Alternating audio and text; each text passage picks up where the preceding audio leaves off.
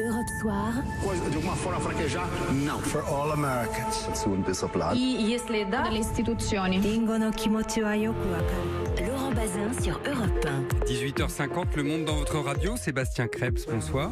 Bonsoir Laurent, bonsoir à tous. Emmanuel Macron arrive ce soir au Canada, juste avant, puisque c'est demain, où le pays s'apprête à voter une décision historique en légalisant totalement l'usage du cannabis. Comment est-ce que Justin Trudeau, le Premier ministre canadien, justifie cette mesure ? Bien d'abord comme une mesure de santé publique, c'était une de ses promesses de campagne. Le constat du Premier ministre canadien, c'est qu'aujourd'hui, la répression ne dissuade pas les jeunes. C'est même plus facile, dit-il, de trouver un joint au Canada que d'acheter une bière.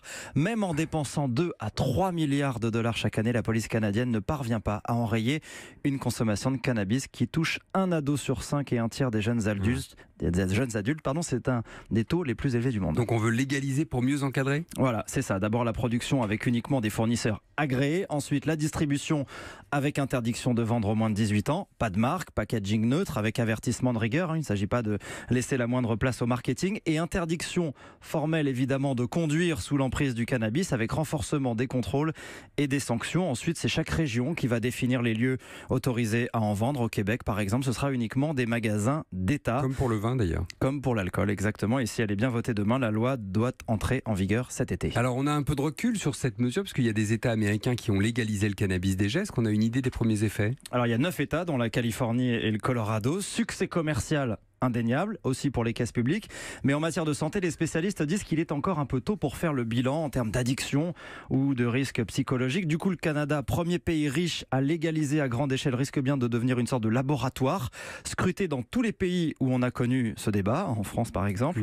Quels effets sur la consommation, sur le crime organisé ? Dans le Colorado par exemple, on a vu que du coup les trafiquants se sont plutôt tournés vers les drogues les plus dures avec des produits du coup encore plus nocifs.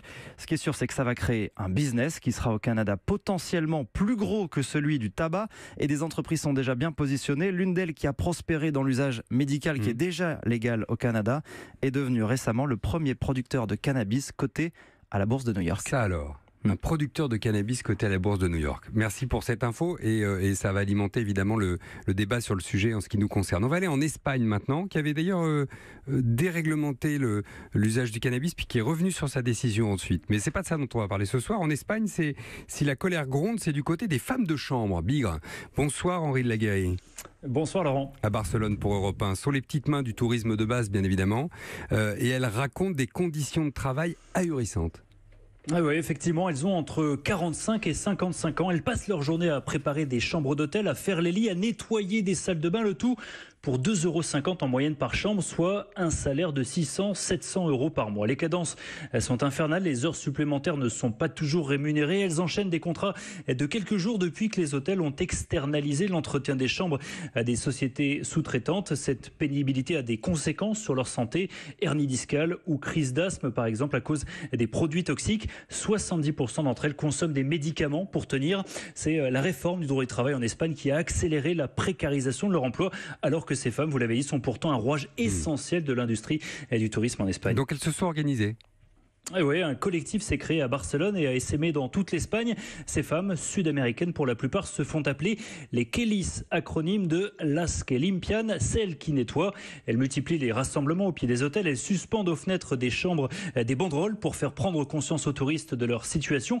Elles se sont également mises en grève plusieurs fois. L'objectif est clair, rendre visible un service aussi indispensable que méprisé. Est-ce que ça marche ? Est-ce qu'elles sont entendues ?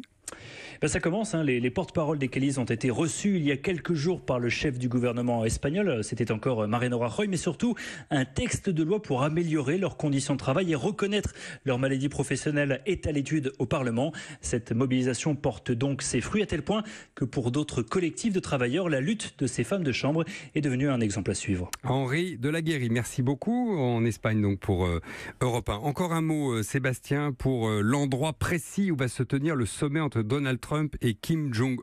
Un. Ce sera à Singapour, on le savait, mais maintenant on sait précisément où. Exactement, ça va se passer sur une petite île en face de la cité de Singapour, une île paradisiaque qui d'habitude accueille des touristes et des golfeurs. Ce qu'on ne savait pas, c'est son surnom, et il n'est pas forcément de circonstance pour un sommet de paix puisqu'on l'appelle l'île de la mort. Ah, oui. Pourquoi ? Parce qu'elle est tristement connue pour ses exécutions. Pendant la Seconde Guerre mondiale, elle abritait un camp japonais où étaient détenus des prisonniers britanniques et australiens.